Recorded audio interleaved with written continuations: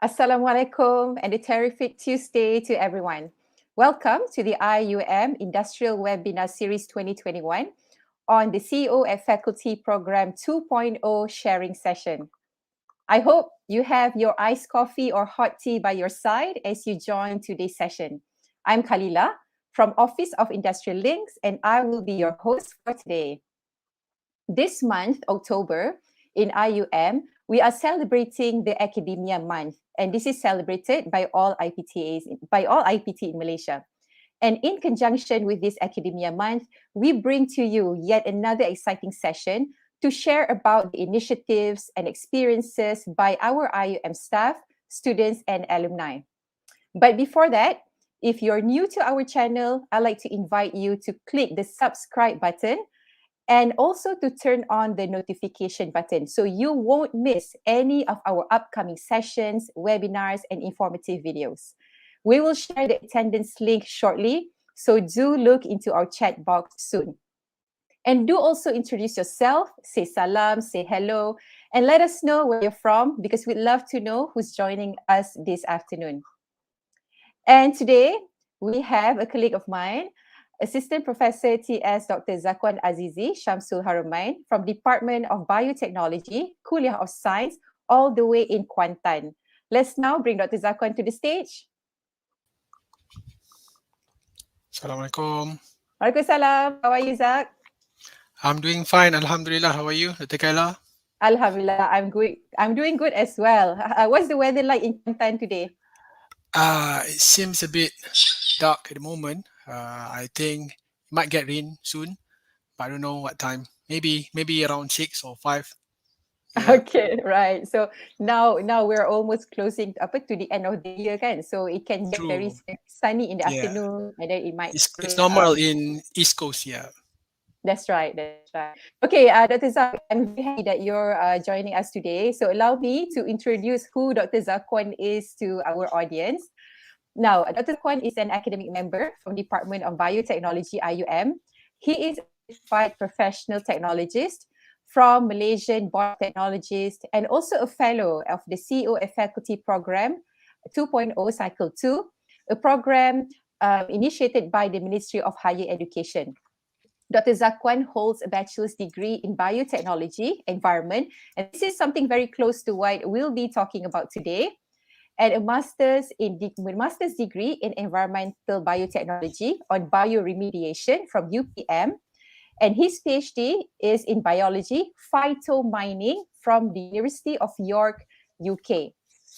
His research areas revolve under the scope of environmental remediation, focusing on phytomining, phytoremediation, and bioremediation.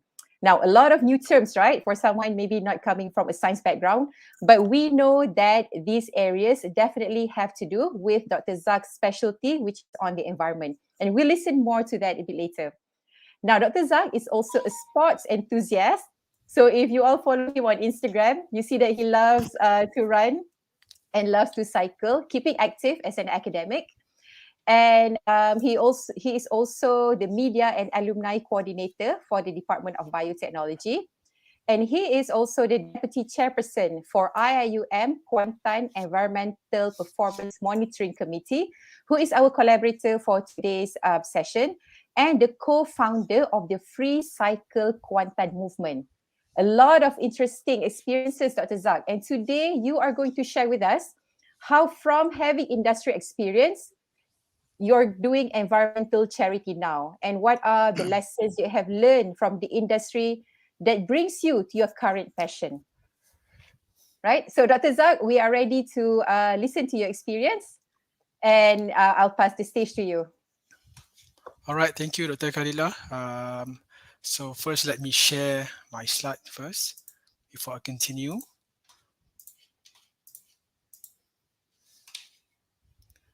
Can you guys see my slide? All right, cool. So Bismillahirrahmanirrahim. Assalamualaikum warahmatullahi wabarakatuh. Rabbi shrah li sadri wa yassir li amri wa hlul 'uqdatam min lisani yafqahu qawli. A very good afternoon to all the viewers who are joining with us today. First, I would like to thank Allah for His kind and mercy to allow us to have this conversation today.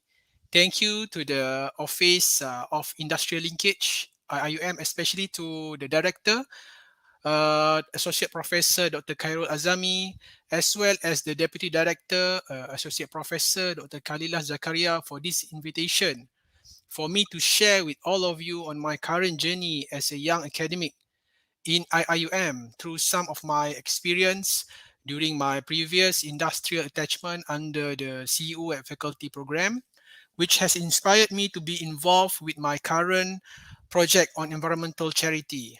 I will also share some of the lessons that I've learned throughout each part of my journey.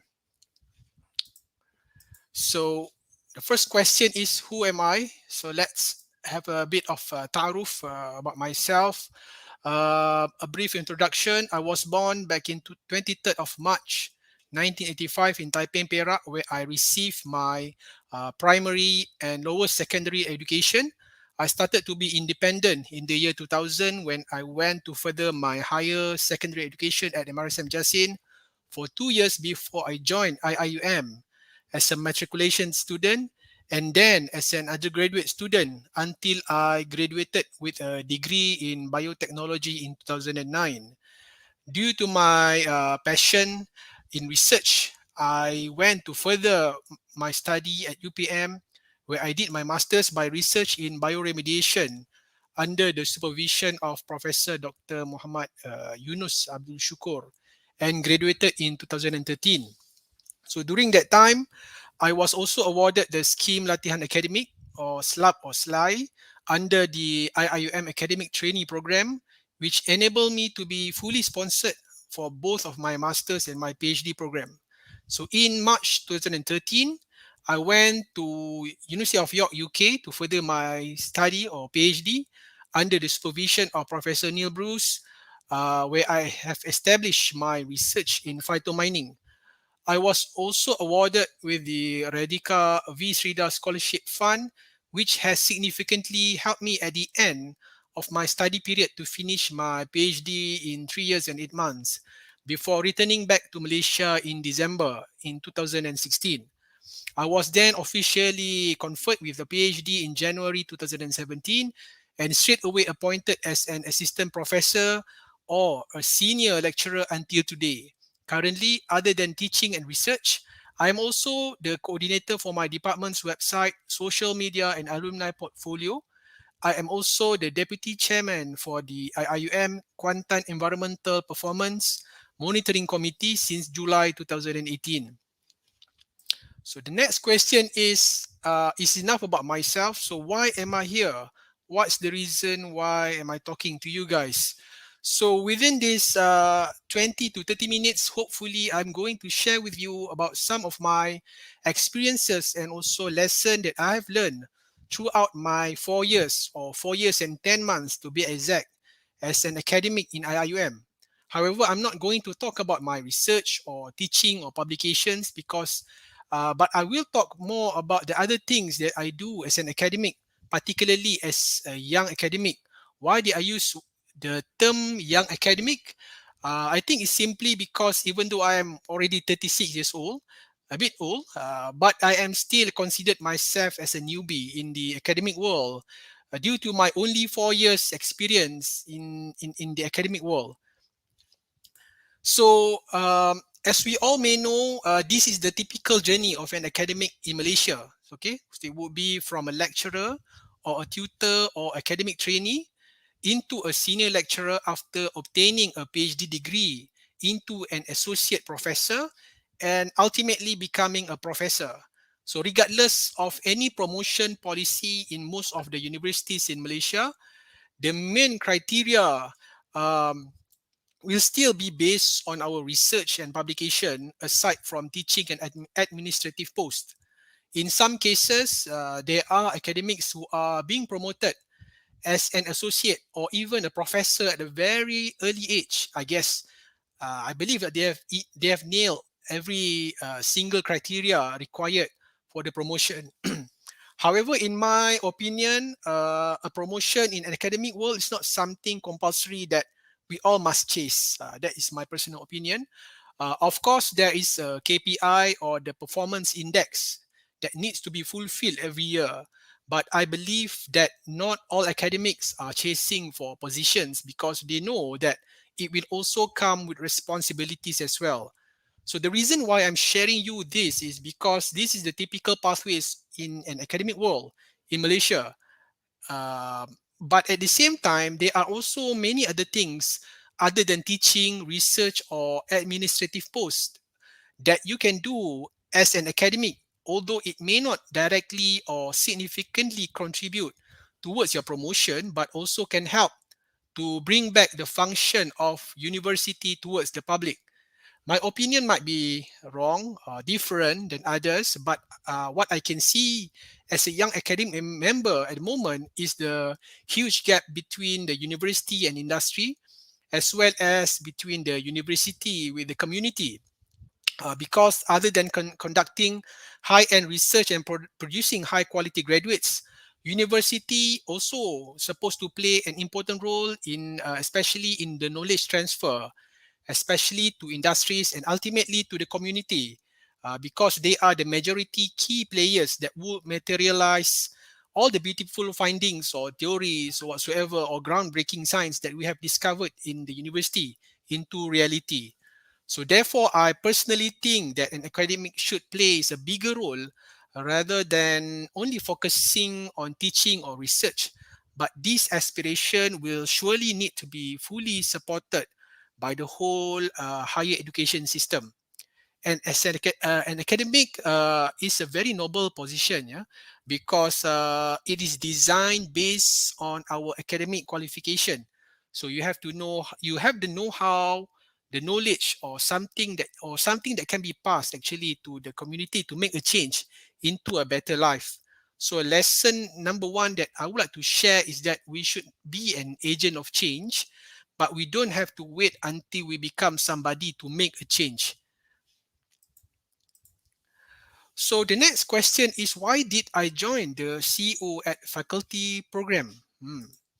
Okay, so for some of you who might not know, CEO faculty program, or now is known as a academic industrial exchange, is an initiative under the industrial linkage division of Ministry of Higher Education, where the main objectives are to unleash leadership potentials of young academic through personal coaching with the CEOs, to acquire personal guidance from the CEO, to empower young academics in taking leadership roles, and also to strengthen the sustainable relationship between academia and industry in fulfilling the needs of IR, or Industrial Revolution 4.0. So basically what happened is that the selected academic members will have to go through certain screening process, and they will be directly mentored. Those who are selected will be directly mentored by the CEO of highly reputable government linked company or multinational company in Malaysia, such as Huawei, Siemens, Petronas, UEM, and many more. Okay, so for my journey, it all started when I received this advertisement, as you can see in the slide from the IIUM announcement back in April 2018. Prior to that, I have already showed my interest in working with the industry by engaging with the industries that are related within my research expertise. So basically, it's more on utilizing my own research expertise, trying to sell my expert to them, such as Petronas MTBE in Gebeng. So when I look at this advertisement last time, the thing that captured my attention is the chance to be directly mentored by a CEO of a JLC or MNC in Malaysia.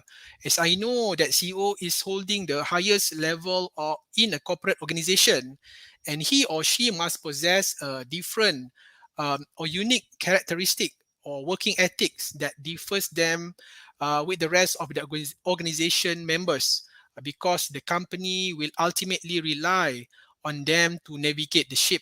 So when I look at this advertisement, I did not think twice and straight away applied for the position. Even though it was just in my second year of service as an academic in IIUM, during that time, I told myself not to be afraid to try something new, especially something that is out of my comfort zone. I told myself to just give a shot and see how it goes from there. I must also thank my dean and HOD during that time, Professor Shafida and also Dr. Madiana, for their support throughout the program. So, Alhamdulillah, after an online screening from the whole country, I was selected for the next screening process, which were the interview and the boot camp fitness test. Luckily, I was one of the finalists that would make it in the last 60. So during the CEO matching process, I was selected. I was actually selected or assigned to be attached to a very well-known JLC company in Malaysia. There were like four of us in the same company, and when I attended the first session with the top management, I realized that it was not really what I wanted, because we were told by the vice president during that time that we were only being able to see the CEO like once or twice throughout the whole session. So I was quite demotivated during that time when I heard that from him. And this is not actually, because this is not actually the main objective of me joining the program in the first place. So I knew that I had to strategize things and make a move.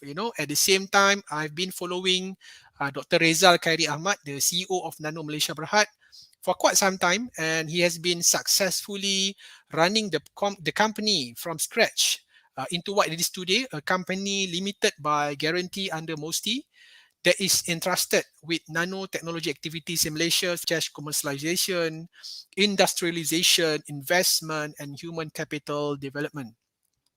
So I told myself that this is the kind of CEO that I should look upon and learn from. So, however, the challenge is that during that time was that this company was not even in the list given by the organizer for me to choose. So I believe that the organizer must have their own reason, but I did not have an option. So therefore, I braced myself and just sent an email to Dr. Rizal regarding my interest to be his protege, I would say. So thankfully, he positively replied my email and asked me to meet him for an interview. So I also need to get the consent from the organizer. So this is the toughest part. So although it was a bit tough, yeah, to convince or in the beginning of the transferring process, in the end, I managed to persuade or convince the director during that time, Prof. Arham, to bring Nano Malaysia Berhad into the picture or into the list and to allow me to be attached to that company for the rest of the program. I must thank Prof. Arham for his kind gestures in allowing me to have my attachment with Nano Malaysia Berhad. So lesson learned from here is that never be afraid to try something beyond the typical path. Sometimes it is much more beautiful than what we expect. And most of the time, I believe that it is Allah's plan to test us to strive, to strive for the best. So, and soon the journey started. I braced myself to leave my comfort zone. I especially leaving my wife and kids in Kuantan while I was in KL for 6 months to attend this program. So at Nano Malaysia Berhad, I was appointed as the special officer of the CEO at the CEO office and was assigned to complete few tasks. Throughout the CEO at faculty journey, there were so many things that I have learned. I still remember the first time we had a meeting with my CEO. He told me that he would like to change my mindset from an academic towards a more entrepreneurship mentality. I'm very lucky because he himself used to be an academic as well. He used to be in the academic world as well. So he advised me to think big and always look for opportunities. So my 6 month attachment can be divided into basically into three projects. The first one focused more on the mind shift from academic to industry, where I did some market research on potential investors, client as well as competitors, where the goal of this project is to expose was to expose myself with different business background and also to familiarize myself with the corporate world. So in the second project, I was given the task to manage two joint ventures company under Nano Malaysia Berhad. So each of the companies have different business profile as well as different business status. So I have learned a lot on how to start a business based on technology and innovation, as well as managing different type of people with various business background. And the best part was when I was given the task to link between my CEO and the CEO of Johor Corporation for a business pitching session. So in the third project, I was exposed to high-level leadership environment. To further improve my leadership skills, I was entrusted actually by my CEO to represent him, to give a talk at an international conference in China, as well as during an international conference in Penang. The best part was when I was asked to represent him as well in some of the ministry management meeting, just to get exposure on the working experience at the ministerial level. So the best part was that I can meet and consult my CEO. I can consult Dr. Rezal almost every week throughout the 6 month period. So this is the best part because he always open for discussion. So these are some of the pictures taken during my attachment. As you can see, the first one is the regular mentoring session or masterclass given by my CEO. Next is the picture of me representing him in China, as well as witnessing a business pitching session between him and Datuk Kamaruzaman Abu Kasim, the then CEO of Johor Johor Corporation. And also you can see in the next bottom left picture is the regular teamwork bonding session between the staff of Nano Malaysia Berhad. And last but not least, a farewell lunch to wrap up my wonderful 6 month stint in Nano Malaysia Berhad. So overall, the 6 month attachment period have provided me with a lot of valuable experience to develop me into a much better person in both working and daily life. It also offers me with a much wider options in life that we need to embrace, and we should not just limit ourselves with things that we can achieve, but also things that beyond our comfort zone. Because I remember if I hesitated to fill in the form in the beginning, if I told myself that you are too young or too inexperienced for this program, and if I just follow what is given by the organizer in the first place, things would uh, things would definitely be different. So the next lesson learned from this is that I would like to share with you is not to be afraid to be yourself, but be the best version of yourself. Always keep your learning curves open and always adapt to change. My CEO always repeat, always repeat to me about learning curves, learning curves, learning curve. Every time we met, every time we discussed, every time I didn't know about something, he always motivate me and said that, look, this is your learning curve. Don't worry, just keep moving forward. So, okay, so this is the next question that I believe is there something that you guys are currently wondering. So, what inspired me to switch from industrial experience into environmental charity? Okay, I've been talking a lot about my industrial experience. None of these are even related to the charity or even environment, right? So I forgot to tell you that while we were attending the 6 month attachment at different companies, all the CFP or the CO and faculty program fellows were also given two tasks. If I'm not mistaken, there were two tasks that need to be completed as a team. Um, Okay, so one of it is the Angkat program. Okay, so what is the Angkat program? The Angkat program, which is led by Dr. Sangeeta from USM and her team, such as Dr. Sam, CD, Dr. Linda, Dr. Hafiz, from various universities, have actually opened my eyes on how a small group of academics can make a change, not particularly on research per se, but something that can practically be seen or appreciated by the community. Although I was not really involved directly in the whole organization of the Angkat program, I did become a good observer, I would say. I was quite surprised and impressed to see how they can manage to squeeze in their super busy tight schedule to build houses for orang asli community in Rimba Sungai Kalong. Of course, they were not the only person who built the house lah, but they managed to plan everything and even got the house sponsored by big companies such as CIMB and Duo Pharma Berhad. For me, it was an eye-opening event for me, especially to see the smile of the kids of the Orang Asli community. Um, as I witnessed myself, on how happy they were when the team came to build a new house for them.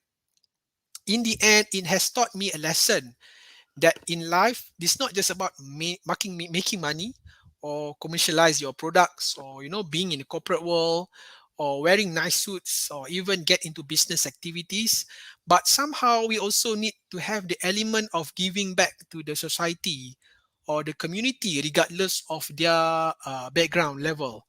So there is no point if we are progressing as a nation or as an individual, but but at the same time, there are still a lot of people out there who still doesn't have basic requirements to survive. So as soon as I completed my 6-month experience in the industry, I came back to IIUM and resumed my duty as usual as an academic. At the same time, I was also appointed by the campus director, Professor Kamaruzzaman Yunus, to be the deputy chairman for the IIUM Kuantan Environmental Performance Monitoring Committee, or in the short form, we know as IIUM KEPMC. IIUM KPMC, which is currently chaired by Dr. Atika Hassan, is a requirement actually from the Department of Environment to promote collective responsibility to be environmentally compliant, especially in the IIUM Kuantan campus. Among the responsibilities, other than establishing and ensuring the execution of the SOP on schedule waste in IIM Kuantan campus, according to the Environmental Quality Act 1974, IIUM KEPMC also responsible in promoting environmentally sustainable programs. One of the most programs consistently conducted by the IIUM KEPMC members is the recycling program under the waste to wealth concept. So from here, I realized that sometimes your expertise, like say for example, in my case, my research interest, I cannot say as expertise yet because I'm still young, I'm still new in the academic world, so I'm still building up my reputation. So my research interest may not just be materialized in the form of research or publication, but also to empower our own community to be in a better life. So if you look at the report card into 2020 in last year, we can see that IIUM Kuantan community managed to recycle a total of 13,396 kilogram of recyclable waste, which includes paper, boxes, bottles, used cooking oil. And this initiative has generated around RM 2,922 ringgit of the total sales from the recycling activity.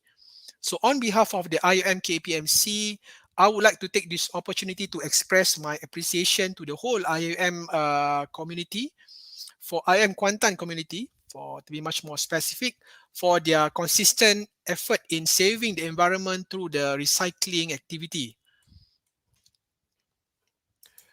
Inspired by the community-based activities such as the Angkat program, which I mentioned just now during the CEO at faculty program, together with my team from IIUM KAPMC, we have introduced the concept of free cycle among Kuantan community by creating an official Facebook group in August 2020. I remember that time we were in the middle of the pandemic or soon to be endemic of COVID-19.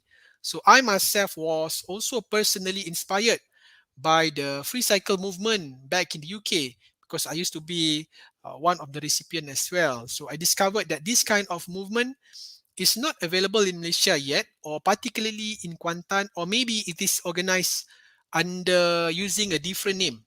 Okay, so whatever it is, the main objective on why this group or movement is to educate, actually to educate and encourage public or local community to share their unused items for free. I repeat, for free among the same community members instead of being a hoarder, or just keeping it at home, or even more worse, to dispose it in the landfill. So by doing this, especially about waste management, we can actually help to educate the local community about waste management, and also increase their self-awareness about the importance of good environment towards a better life. And this program can also more or less help to reduce the number of waste in the landfill. As we know, at the moment, the landfills in our country are getting smaller, limited due to the increased number of our population in Malaysia. So the problem is that a lot of us still dispose some of the usable waste into the dustbin. So whereas in reality, there are still so many people out there who might appreciate these so-called waste that we generate regularly, probably due to our unsuitable use by ourselves. Okay, so for example, our used clothes or shoes, or some of the most popular items that receive the highest receiver in this program. So we realize the absence of a platform that could materialize this idea. Thus, we decided to use Facebook as the main platform. To set up the page in the beginning is very easy. It was very easy. It's not really a problem for me personally, because I'm quite interested with all these designing stuff. But at the same time, the challenge is to consistently monitor and maintain the page so that it will not run away from its main objective. So most of the time, a lot of pages getting mixed up with so many things posted online. So that is the challenge when you are running a Facebook page. So if you look at the latest data, yeah, within this 1 year of establishment, from September 2020 until September 2021, we have managed to get around 20,000 members based on the followers in our group. Um, Majority, 90%, I would say more than 90% of them are from Kuantan, or maybe somewhere near to Kuantan. From only 30,000, from only 3,000 members in September 2020.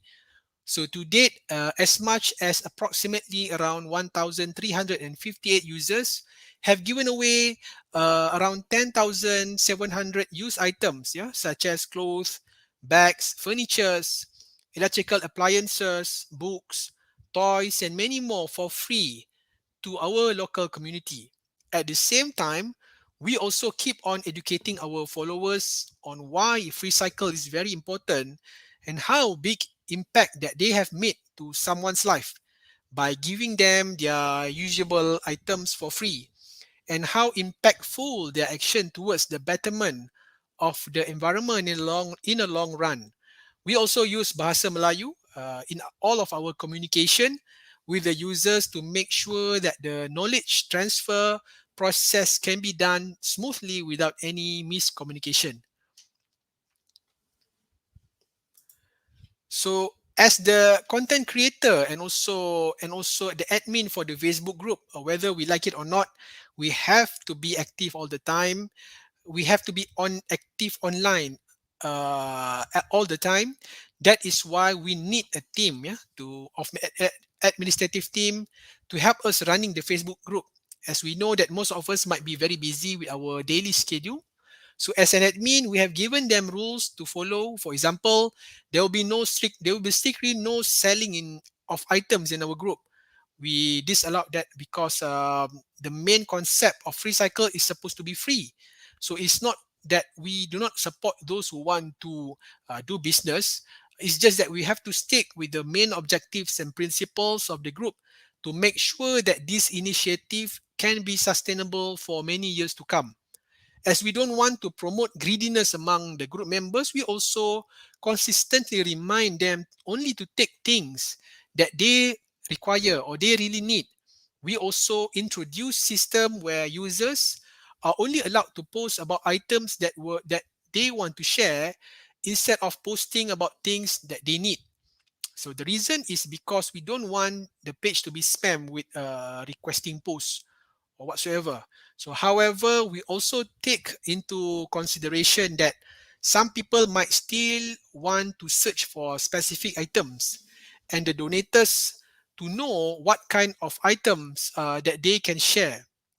Therefore, we also created a pin post where anyone can just post their requests in only in the comment section. So as this Facebook group is open to all community, we also consistently receive a lot of messages actually from people from our community begging for help, especially during the pandemic or during the outbreak. So therefore, under the effort of Dr. Atika, our chairman, she has organized a lot of donation to be given to those who are in need. For example, during the flooding outbreak recently in Kuantan. So with this, I would like to say thanks to my wonderful administrative team, such as Brother Faisal, Sister Nurul, Brother Hasrul, Sister Zu, and Dr. Atika for their continuous dedication in maintaining the group until today. As for me, if you ask me what is my satisfaction, it's very easy. Looking at the impact of this effort towards the environment and the community, I am indeed very happy to see this initiative or movement to progress from time to time. In fact, we got a lot of support from the local NGOs, and even few people have consulted me personally to do the same at their own community area. So they also wanted to have their own free cycle. They asked me for my permission uh, they if they are able to use all the materials that I've made for the group. So I told them that yeah, that's fine, and as long as it is for a good cause, or as long as you can cite free cycle Kuantan, that would be nice. So sometimes lesson learned is that one man's trash is another man's treasure, and you don't really need to make things hard, because nowadays everyone has access to social media. So it's basically up to us on how we want to fully utilize this platform to make an impactful change towards the community and also and towards the environment. So looking back at my journey from the beginning of my industrial experience has taught me a lot about how we can use the same vibe or the same energy for hunger towards success that we embrace in the fast-paced industrial world into a much simpler or a much more meaningful community-based activities such as the free cycle initiative. Although these two things are different in terms of their application, but both shares the same goal of to get things done and also to be consistent in achieving the main objective. Sometimes, as an academic, particularly as a young academic like me, we might face some challenges throughout the early career, establishing our career in university, because academic world is not as easy as it seems. It's not as beautiful as people think. Sometimes such as not having enough grants to do our research. Not having good access to the lab facilities. Not having a strong research group to support or motivate your work, feeling down and demotivated due to tight and unhealthy competition among peers, and many more. There are so many negative things. It's up to you. But I believe that these are the parts of our learning curves in order to make us stronger and better in the future.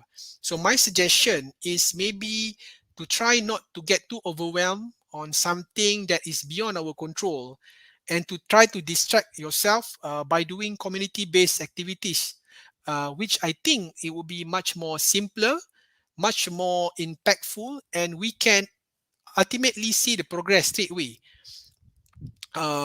Plus, it is also help us to understand the real life problems which requires a solution from an expert like the academics. Um, so I think that's all from me. I really hope that all of you can get something from this talk, and at the same time help to inspire all of us to be and do better in our life.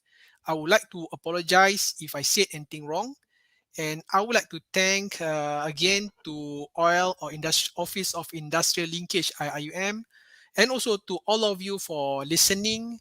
And I shall pass back this session back to you, Dr. Kaila, for any questions from the audience.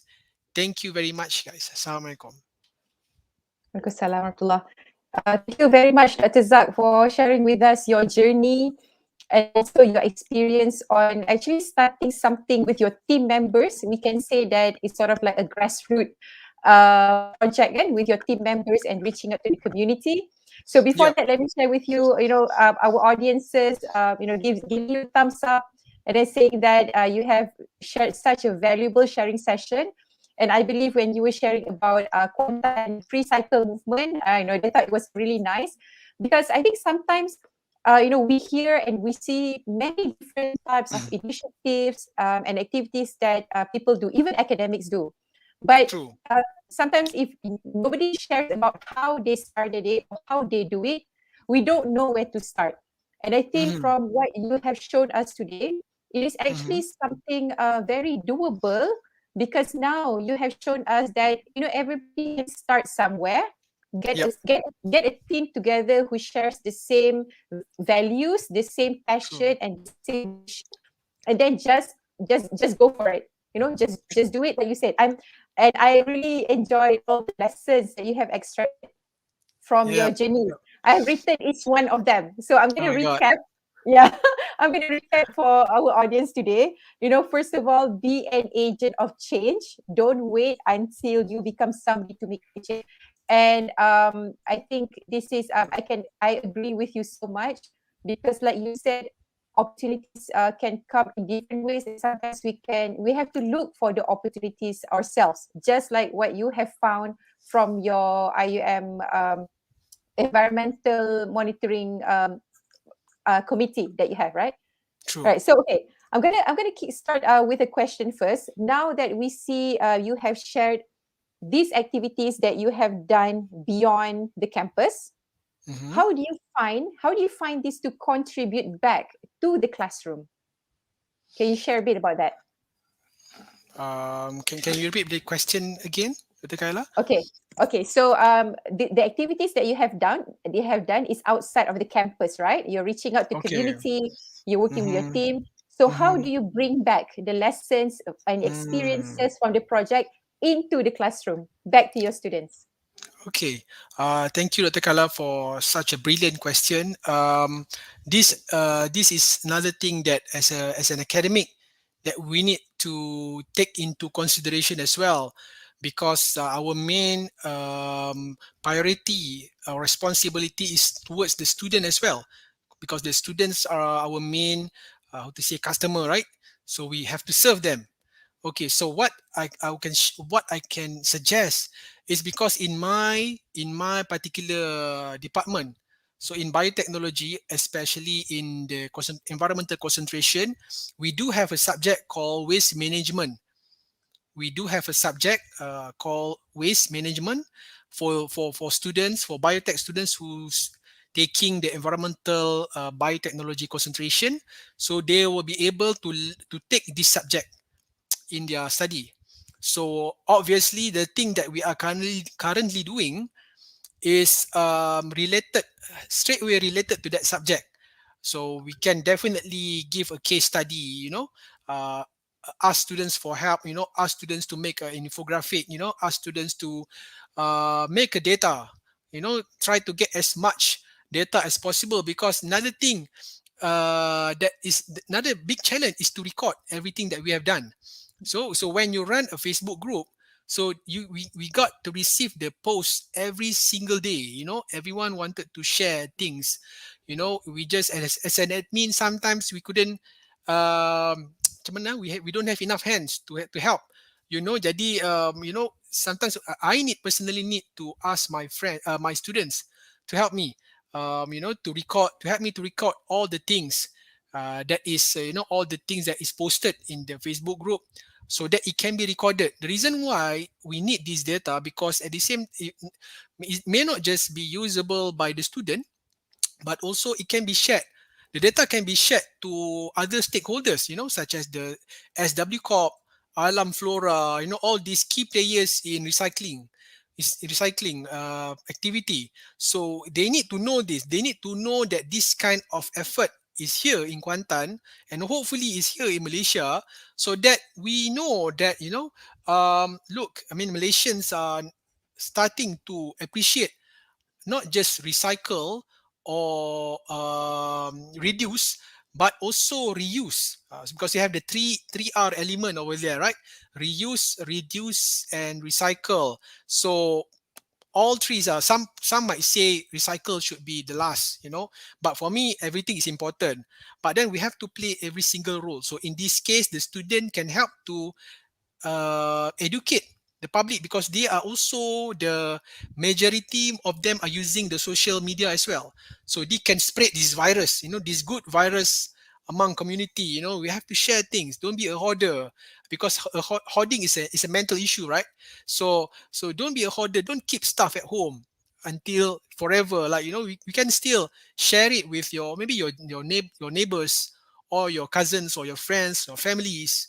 So that's the thing that I think students can take advantage from. Another thing is that I don't see this only applies to biotech students only. For example, for the social science, they can conduct a survey to know, how what actually triggers this community to do recycling program, and what actually influence them not to share things with others. This kind of social stuff. Obviously, this is not my game. It is not my field. But we need to have, we need to break the silo, like joining with other forces, for them to introduce their expertise. Like, say, for the medical, for the public health unit in the department of in the Kulliyyah of medicine, they can also do some statistics, on this, the impact of the impact of this program towards environmental health as well. So that is what I think, in response to your question just now. Oh, that is a terrific response, Dr. Zak, because I think you have highlighted how, the experiences of students is beyond the subject matter, but Mhm. even learning how to manage Facebook, how to respond to people, human, That's right. that is a very important lesson for, as students, as they go into the, real world or industry, the so-called real world, and also even for us as well. We don't have any Indeed. questions from the audience at the moment because I think they're at awe by your sharing, and maybe and maybe they're also interested to start something. So I think what Dr. Zak said at a few last sentence just now is like a call or invitation for those in Kuantan, maybe also in Gambang from other Kulliyyah, maybe also in Gombak, to join the free cycle movement, because it is something, like sometimes people they want to contribute but maybe they don't know how, but Yeah. from as simple as sharing something that you don't use anymore and giving it to someone else who needs it, that is a huge contribution to the community and society already. Indeed. So Yep. yeah, so it doesn't take any big projects or big gestures, and we should always start with something small, something doable, and let it grow over the Yeah. years. Okay, so okay, that is up some key points that I've extracted some more from your sharing. Try something new, and we see that you have you took the courage to invite an industry during your COF faculty journey. And it was a great experience for me as well to be in the same batch as you for the CO faculty program. And then I think when you highlighted about transiting beyond the typical path, this is great advice for all of us academics, because we know the job scope of a lecturer is beyond teaching, right? And then beyond research. So sometimes when you get out of the campus, you get new ideas for teaching, for research, and so forth. That's true.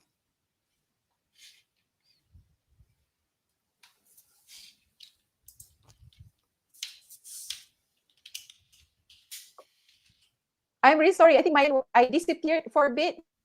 Yep, just a bit. Ah, okay, all right. No Because problem. it's getting really windy here in Gombak. The I rain is about see. to come to No Gombak. wonder. Okay, all right. So Dr. Zak, as I said just now, trying something new is really important for academics because it can refresh back what we do in teaching, in research, and so forth.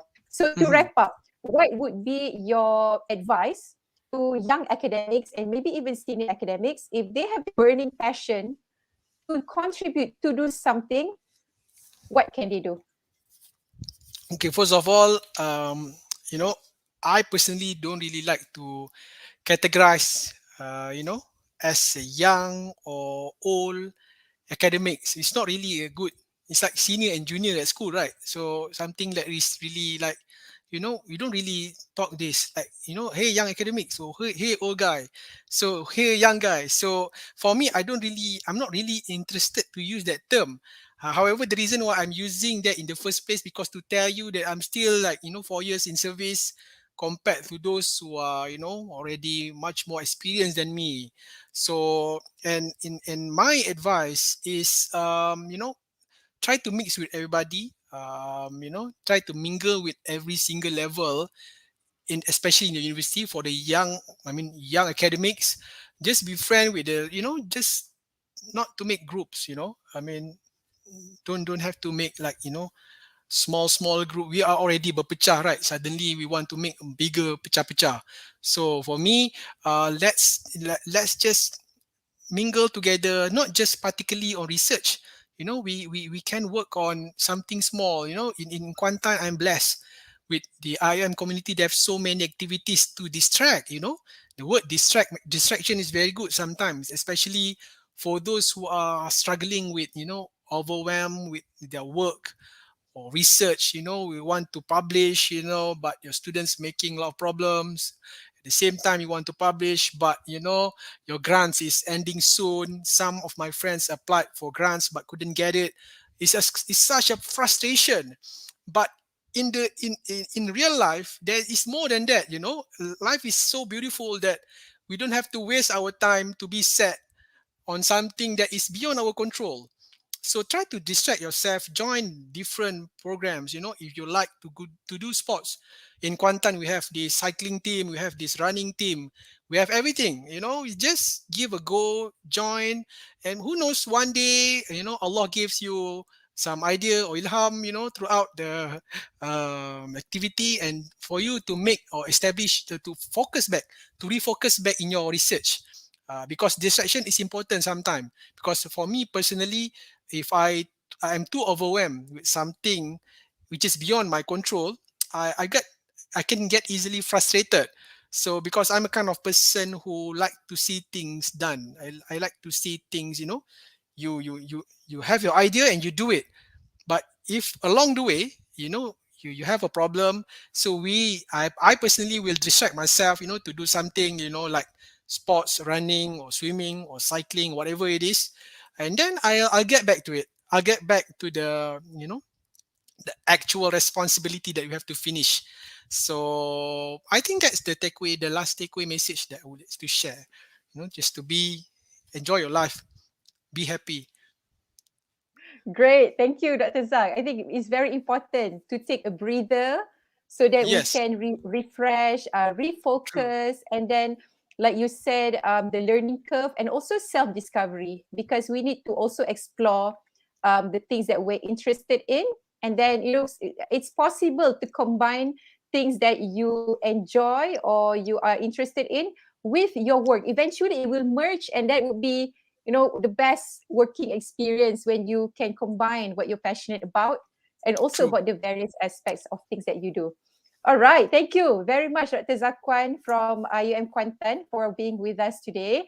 So now to the audience, thank you so much for staying with us for the whole almost 1 hour session.